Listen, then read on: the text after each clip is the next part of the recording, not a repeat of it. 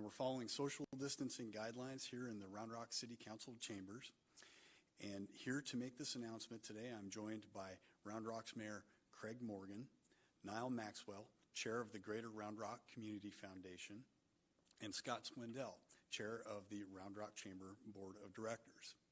Today we're going to hear from each of these gentlemen. I'll come up and make a few closing comments, and then we will open it up for media questions and inquiries to respond to that. So with that, I'd like to welcome Mayor Craig Morgan to the podium. Thank you, Jason. Thank each of you for being here. I wished it was under different circumstances. Before I begin, I want to recognize two of my council members that are here, Hilda Montgomery and Matt Baker. Thank you all for being here. During these trying times that we've all been facing, people have been asking me, what can we do? How can we help? It pains me daily to see the impact that this has on our citizens and our businesses. As we sat down as a group, we thought, how's the best way to help our community?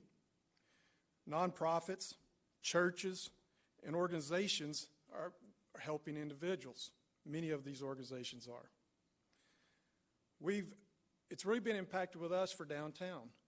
The City of Round Rock has invested millions of dollars in our downtown, which was just 2 weeks ago was a thriving downtown. Now looks like a ghost town. So we came up with an idea to help businesses that when this is over, they'll be able to reopen in a couple of months and rehire the employees that they have had to let go. So I'm happy, I'm privileged, and I'm honored to announce today that we will start Round Rock Cares program with $100,000 for small businesses. The donors to this are the City of Round Rock donated $25,000. The Round Rock Chamber of Commerce donated $25,000. Dell Technologies, our largest employer in Round Rock, donated $25,000. And the Round Rock Community Foundation donated $25,000. I know this seems like it may not be a lot, but every bit that we can to help these small businesses that have been impacted the most by the closures will help. And I encourage support from our community. You ask me how we can help. Here's a prime way to help. I ask businesses to consider going to the website and donating money to this cause. I encourage citizens to do the same thing, as to what they're doing already with regards to going to restaurants, picking up food, or having it delivered. And so with that, I'm going to introduce Niall Maxwell, former mayor of Round Rock and chair of the Round Rock Community Foundation. Mayor?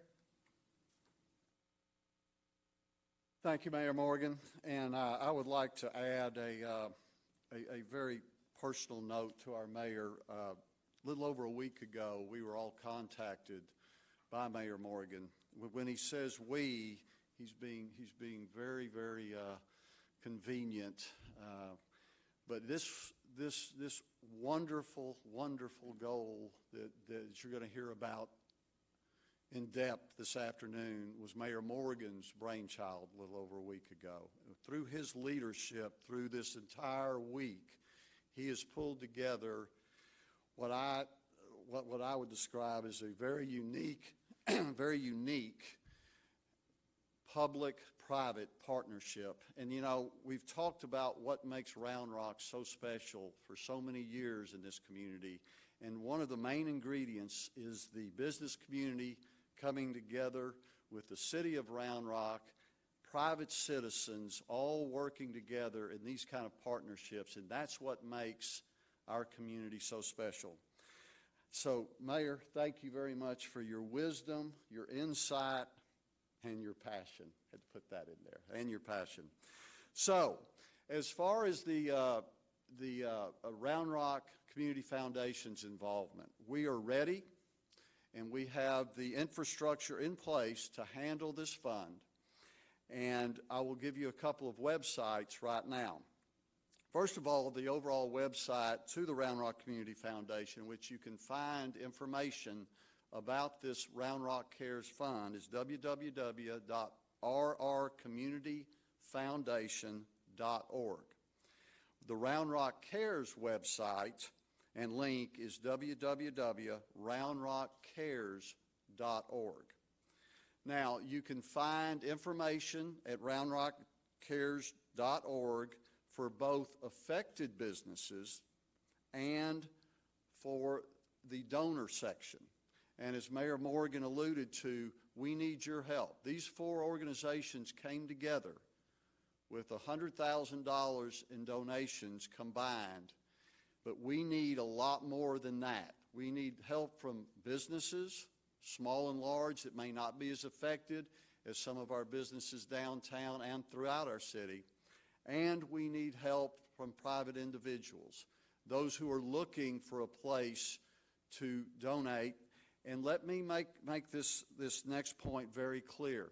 The donations you make to this fund are tax deductible because you're making a donation to the Round Rock Community Foundation, which is a qualified 501c3 organization. So your donations, on top of everything else, will not only help these small businesses survive these turbulent times, but you'll get a tax deduction as well.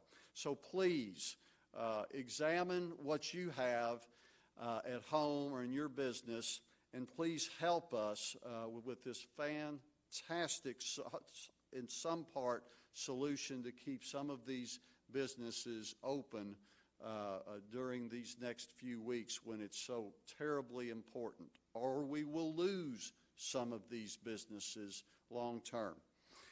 With that, I will turn the mic over to our chairman of the Round Rock Chamber, Scott Swindell. Thank you. Thank you, Niall. You know, it's good to be here even in these difficult times. Round Rock is a community where we pull together and we all work together for the greater good, and this is an example of that.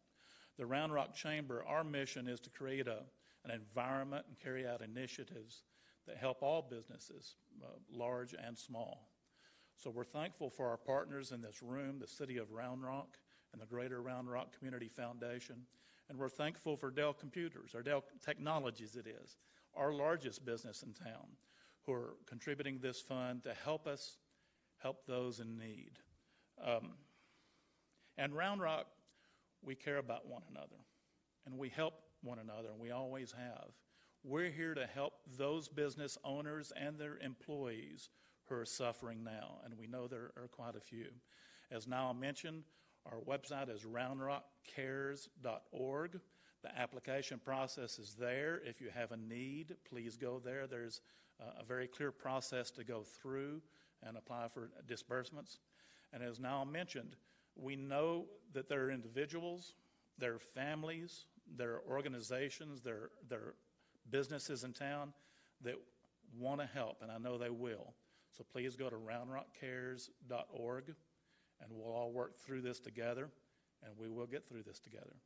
So with that, I'll turn it back over to Jason Ball, the president of the Round Rock Chamber.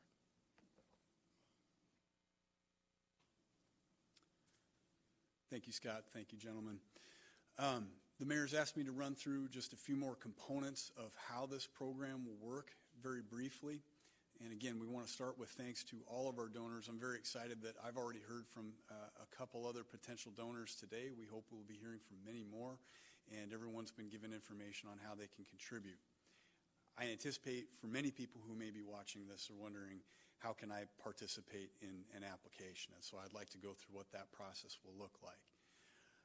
Our explicit target for this fund and this goal is small business. And so what we're looking for is to help businesses that have 50 or fewer full-time equivalent employees in that business.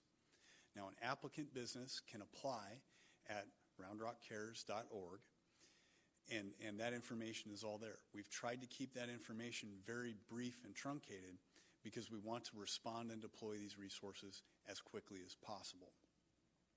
An applicant business can apply for up to $7,500 of support for a 45-day period, and we will continue to review applications and try to deploy those resources as quickly as possible until this first round of funding runs out, and we will continue to try to fundraise after that. Businesses will be asked to focus their requests on a few specific areas of need.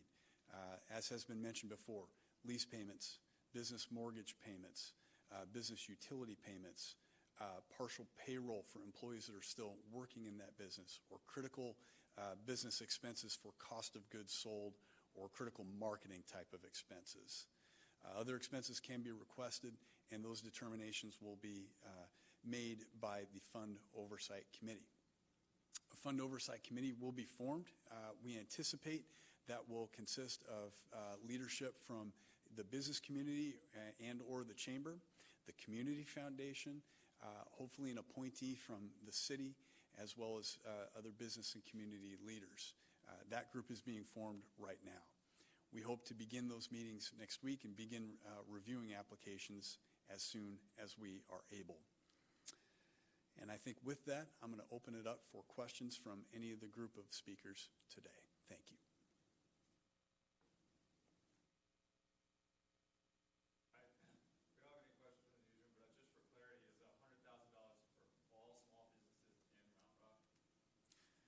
Thank you for that question. We are opening this up to eligible businesses that have a Round Rock address. So if Round Rock is in your primary business location and primary business address, you would be considered as an eligible applicant. You said 7,500 for at least 45 days for a business that's 50 or less employees. That sounds like it will run out very quickly. Yeah. We anticipate that the need may outweigh the resources in this fund, and relatively soon. And we understand that. We knew that going in. That's why, with the help of the Community Foundation, we really are encouraging other individuals and businesses to contribute if they are able. But again, I want to stress, we know that this one resource will not solve all of the challenges for all of the businesses that are out there. But because Round Rock is an innovative community full of great leadership and institutions that want to help, we are doing what we can as quickly as we can to help as many businesses as we can. Let me add one thing on that too is the Oversight Committee will have discretion to go up to 7,500. And so it is the goal of the committee to spread it to as many businesses as possible. But there will be some discretion, and as Jason mentioned, really what's the critical need for that business to stay open or to be open in a couple months, if that's what it is, or 60 days, 30 days, whatever it may be. Ariana.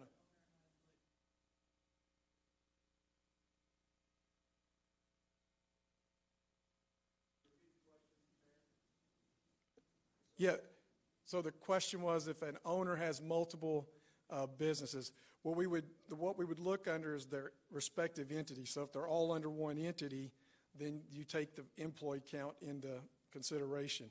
If they're separate entities, then they'll apply individually for each entity as long as they meet the requirement of the 50 FTEs.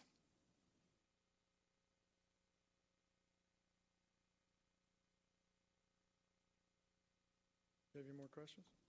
Yeah, come on. So how soon will the funds be distributed?